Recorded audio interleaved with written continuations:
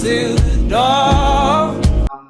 It's nice to see you again in another video of our channel of teaching English as a second language and learning English as a second language. Today I have a very interesting topic to talk about, which is a topic that has been talked about for so much time, and this topic is what we call linguistically idiomatic expressions. Idiomatic expressions are expressions from the culture. They're derived from the culture of people who speak English as their first language. And most of these expressions are coming from experiences, the stories, the culture itself, the traditions, and people, biographies. And they came to be some of the most common expressions in English, and they are indicator of your strength in language. So we emphasize them, we list them by order of their frequency, and they can. You don't have the ability to understand the term by dividing the words into sections. So you have to understand the wholeness of the expression. So I chose about 20-ish expressions for today for this purpose, and on the consecutive videos that we will have. And in order not to bore you to death, as we say, with many idiomatic expressions, or well, let me call them not idiomatic expressions, because that's very technical. Let us call them local expressions that are familiar among people who share the same language. The first one we have for today is rip off. So, for example, I have a watch and I bought it for like $200.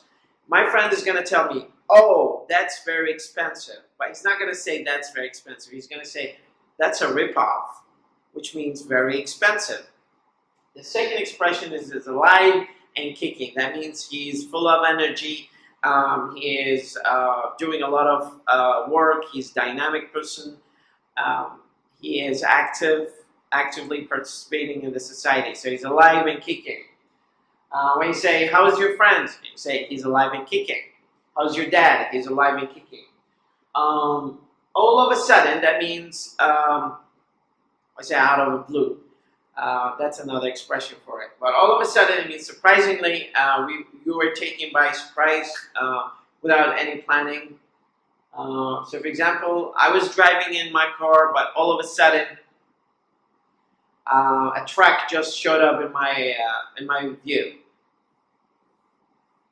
The next one is at a stake, which means in a dangerous situation or in a dangerous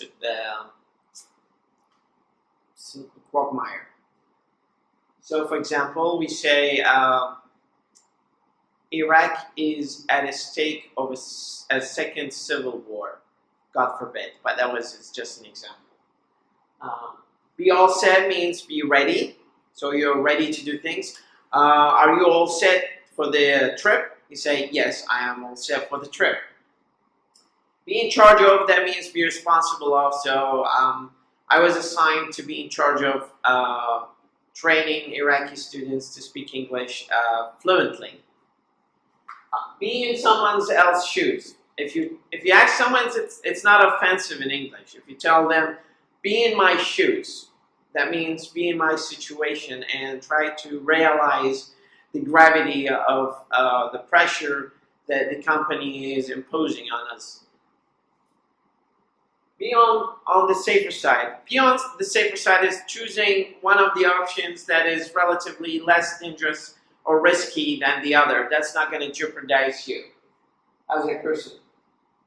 When you are the apple of someone's eyes, that means you are a very endearing person to that person. So, for example, I am the apple of my mother.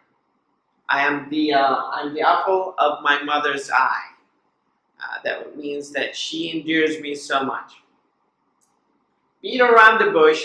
Usually it's typical of Arabic culture, which is funny that they always beat around the bush and they don't get to the main point directly. So in a nutshell, they don't say the things that they want to say directly, but they have to beat around the bush to get to that point after a longitudinal discussion. Bite the dust means to die. Well, how's your grandfather? And you say, well, he bit the dust. That means he died. But we use this expression euphemistically to mean to alleviate the gravity of the word itself, because it is so emotional. So sometimes we say he passed away, we say he bit the dust, he kicked the bucket. Blow the whistle on. To blow the whistle on is to snitch on someone. That means to tell the secret about someone, or to reveal a kind of conspiracy about something. Break the news. That means to reveal news that was not published before, or was not publicized before.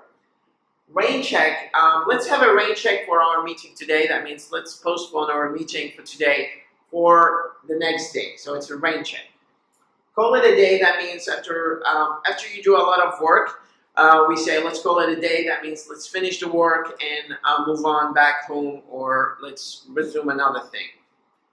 Burn the midnight oil, which means I stay late because you've got commitments, you've got responsibilities, you've got assignments or home chores that you need to carry on or finalize before a deadline. So we call it, he just burned the midnight oil.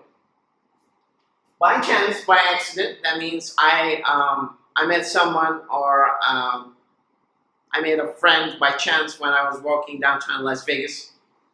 By heart, that means you remember things or information by heart. So you don't need to recite from a book, you just remember them by heart. By the book, he follows the instructions by the book. That means he just receives instructions from someone else and he just recites these instructions, or does the instructions exactly as he was told or she was told by his superiors or his bosses or his leaders, without doing any modification to it. Catch someone's red-handed. That means when you catch someone's red-handed, that means while he was committing the crime. Come to terms with means you have a common agreement with someone. So, for example, if you have an agreement with someone else, you come to terms with. So I came to terms with my friend whom I had a long disagreement with a long time ago. So these are the most common frequent expressions, and we started them alphabetically from A, and then except for RIP, and then we got to C. And by the consecutive videos that we will publish on the channel, we'll show you most common expressions in English later on in the other videos. Thank you so much for watching us. I'm sorry it was a long video today, but in a sense, in a nutshell, this was a brief introduction to idiomatic expressions or local expressions that was used by natives, and they are used actually locally and socially by native speakers who speak English as a second language. Thank you so much again, and looking forward to see you in other videos. يتحدث. And where down we go.